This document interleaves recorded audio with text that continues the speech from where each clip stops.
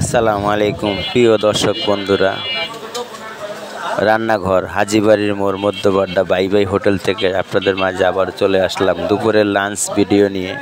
দেখুন লাইভ চলতেছে, ফানি কিছু না, ডেট তারিখ মিলিয়ে নেবেন, সিসি ক্যামেরা করা ভিডিও, মোবাইল দিয়ে না, ঠিক আছে ভাইয়া?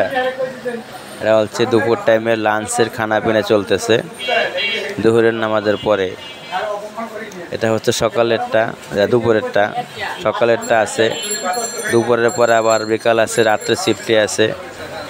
আপনারা আসতে পারেন, সমস্যা নাই, যখন যেরকম দরকার ওরকম পাবেন।